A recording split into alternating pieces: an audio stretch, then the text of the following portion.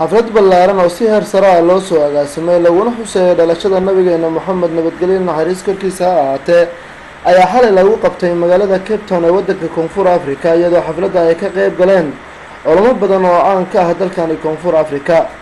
xafladda ayaa intii ay socotay looga hadlay fadliga muslimiinta ay u leedahay dhalashada nabigeena Maxamed nabadgelyo naxariis korkiisa ha ahaatee iyadoo culimadii ka qayb galay ay ka sheekeeyeen siirada nabigeena Maxamed iyo maxabadiisa. Sheekh Xamsa Xaaji Cali oo ka mid ah culimada Soomaaliyeed ahna maamulaha madrasatul Xamsa ayaa ka hadlay munaasabadda waxa uu sheegay inay muhiim tahay in la weyneeyo xuska dhalashada nabigeena Maxamed alayhi salaatu wasalaam. waxaan rabaa laba beeyd oo kamid ah inaan kaga sheego waxyaabo la sheegay caawa. waxaa kamid ah waraawadatul jibaalu shummu min dahabin. waxaa rasuulka dalabtay oo yiri imaamka macnaha imaam Buusiri la yiraahdo waxaa dalabta dhagxiisa sareeyay oo dahab ay ka dalbeen inay u noqdaan min an takuna dahaban min dahabin min an takuna dahaban bay dalabtay inay dahab u noqoto. waxay tiri dahab aan ku noqday ilaahay rasuulkiisa maxay waxa ka horeeyay wuxuu yiri macnaha dalamtu sunnata man ahya dalama ila an istakat qadamahu lurra min waramin. wuxuu yiri waxaan dulmiyay sunnadii rasuulka alayhi salaatu wasalaam oo macnaha noolay habeeno ilaa ay ka sheegtaan oo gomadihiisa ay dib ka sheegtaan oo dhibaato ay ka bararaan luguha ka barbar rasuulka alayhi salaatu wasalaam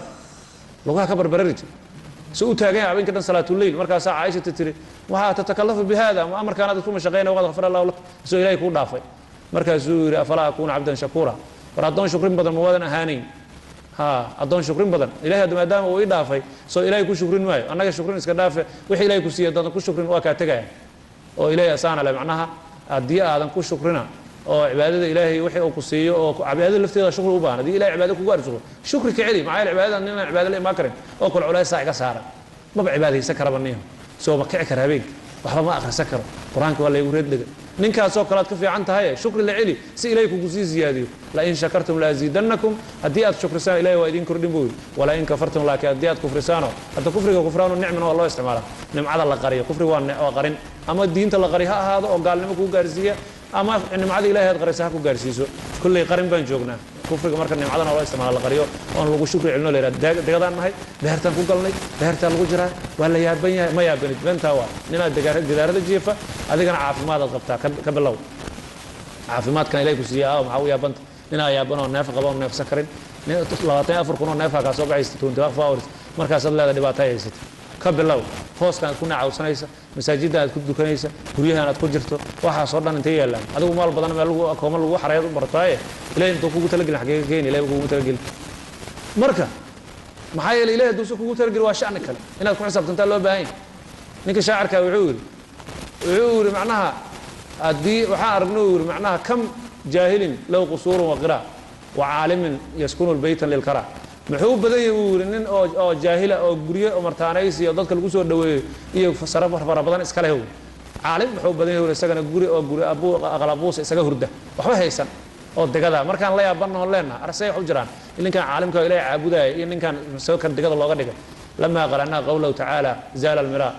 lama qarana qawluhu ta'ala ilaahay hadalkiisa markaan aqrino uu yiri nahnu qasamna baynahum ma'ishatan fil hayati dunya waxaan qaybinay nolosha bini'aadanka dhexdooda ku qaybinay qofba waxaan ka dhignay si marka ama caalim ahaw ama caabud ahaw ama degada ahaw ama gaal ahaw waa isku si ilaahay uu tala galo waa kuma xirna kana duceysan iyo nin hawa habaaray dadka habaara waa dhinteen iyo degada ma xas kuma jirto meesha wixii ilaahay kugu tala galay cariiri ama ku jir ama nidaam ku jir waa lagu fiiriyo waa imtixaan ku jirta ibtilaan min Allah marka nin waliba adigu markaan aragno yiri aan isdhaano caalimka xabadka Allah ma soo ilaahay sidoo qadaray ilaahay sidoo qadaray marka ilaahay qadartiisa waa in laga tagay lafteeda sidoo kale Sheekh Cabdirashiid Caafi oo ka mid ah culimadii ka qayb gashay xafladda ayaa sheegay inay banaan tahay xuska dhalashada nabigeena Maxamed afdalu khalqillahi ta'diimintiisa oo la weyneeyo ama la xuso waxa way waa cibaado mahabbatu nabi sallallahu alayhi wa sallam waa waajib macnaheedu waxaan meesha isugu imaanay sababta meesha aan isugu imaanay waxa weeyo in nabiyina Muhammad sallallahu alayhi wa sallam dhalashadiisii aan weyneyno oo aan ixtiraamno طيب saas daraadeed yaa masaladaas oo al-ihtifaalu bimawlid an-nabi sallallahu alayhi wa sallam yaa Allah dadka qaar ay dhahaan waa masalo oo cusub ama bid'e ama saasoo kalenta mas'aladan oo nabiga in la weyneeyay nabi maxamed sallallahu alayhi wa sallam waxa weeye mas'ala mashruuciya weeyo oo soo aroortay mashruuciya oo soo aroortay waxaan rabaa marka ayuha al-ikhwa laba xaalo inaan kala fahamno macni laba xaalo oo waa maxay midda koobaad المشروعية الفرق بين المشروعية والكيفية الفرق بين المشروعية والكيفية طيب مشروعية أصل مكل هذا هي إسلامك أو شرع إسلامك أصل مكل هذا هي ها كيفية قاب كين لو قد بالدقاء أو لو وينيا نبي محمد صلى الله عليه وسلم وكاساس وامرك وأنا كل عليا راه مثلا داس كيفية وأمر قابل للاجتهاد أمر قابل للاجتهاد أو حلو وينين كان النبي صلى الله عليه وسلم أما أنت سيدة عدرك هذا الآخرين هي شيخ بوزري إيو كعب بن زهير يكون وينين أما أنت النبي سيرة دي السلام عليكم ورحمة الله وبركاته. السلام ورحمة الله وبركاته. أنا وعاوة سيرة ما آخرنا يو سيرة دوال آخرية dadka akhriyay baan dhageysanaya aad iyo aad baan ugu faraxsanahay ixtifaalka nabi maxamed calayhi salaatu wasalaam waa habeen weyn oo qurux badan oo muslimiinta oo dhan meel kasta ay joogto ay yani farxad iyo isu imaad ay muujiyaan annaguna metelkood baanu nahay waxaa xaq waajib nagu ah inaanu isugu nimaadno ixtifaalka mawliidka nabi maxamed calayhi salaatu wasalaam waa wax farxad ah oo aan la soo koobi karin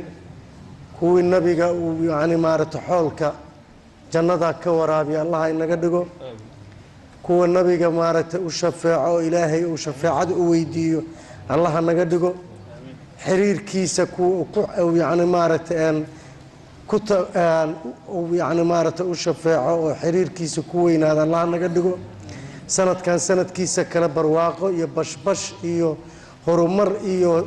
أركتي كفي عن الله نقو قارسيو عيال كمعلم شيخ حمزة وحبره كو الدين النبي عليه الصلاة والسلام حديثه وحو كله كل أمتي يدخلون الجنة إلا من أبى ummadayda dhamaanteeda jannada ay gelayaan hadii ugu kii asagu riir qaaday xagaas ka dhig kullu ummati yadkhuluna aljanna illa man aba dhamaanteed ummadayda waxay gelayaan oo jannada laakiin ruuxidiida asagu kuma jiro